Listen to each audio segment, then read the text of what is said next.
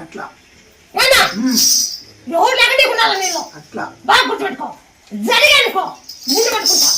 జరలే అనుకో నువ్వు నన్ను పట్టుకోవచ్చు స్వప్నం అంటే జరిగే తీరుతుంది అది నాకు మా కాకుతోటలకి మా అక్కయ్యకి ఇచ్చినావు సంతానం ఇద్దరు అక్కయ్యలకి ఇచ్చినావు ఒక ఏం 12 ఏళ్ళకి ఇచ్చినావా ఒక ఏం 7 ఏళ్ళకి ఇచ్చినావు వాళ్ళకి అసలు సంతానం 12 ఏళ్ళు అయిపోయింది సంతానమే కాదంటే నీతోకి వచ్చినాక నువ్వు ఇచ్చినావు సన్నేంకి ఇచ్చినావు ఇద్దరికి ఇచ్చినావు వాళ్ళకి అప్పుడు కాకపోతుంటే 3 నెలలది కడుప చాలా డబ్బులు పెట్టుకున్నా అయినాక ఇటుకు వచ్చినాక నువ్వులు చారు పెసలు చారు అసలు చారు తాగమన్నా అప్పటి నుంచి కలెక్ట్ అవుతున్నా మళ్ళా సంతానం నిలిపెట్టే చూడవా నాకంతే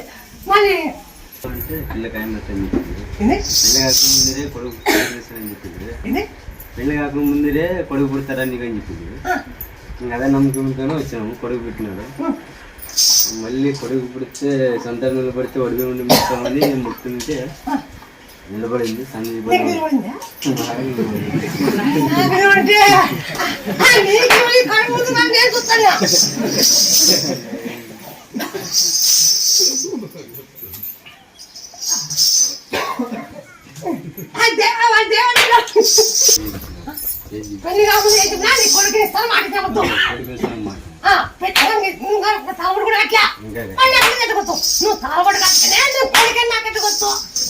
అప్పటి నుంచి వచ్చినాము నమ్మకం మీద బోర్ వేపించినాము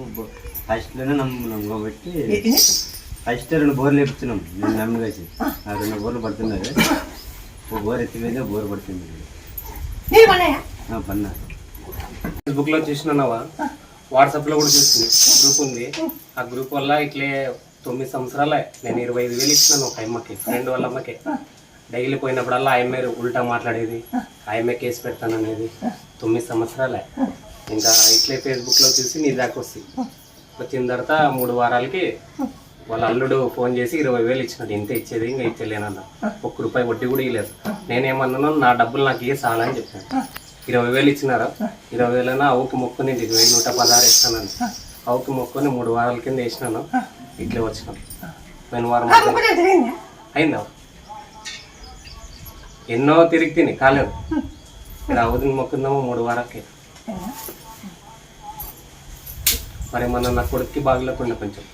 అక్కడ బయట అంగిట్లో పోయి నిమ్మకాయ తెచ్చి పై ఎంత తిక్కితే బాగా అంగిట్లో పోయి నీ పేరు చెప్పి కొనుక్కుంటున్నావా బాగా అయింది ఇప్పుడు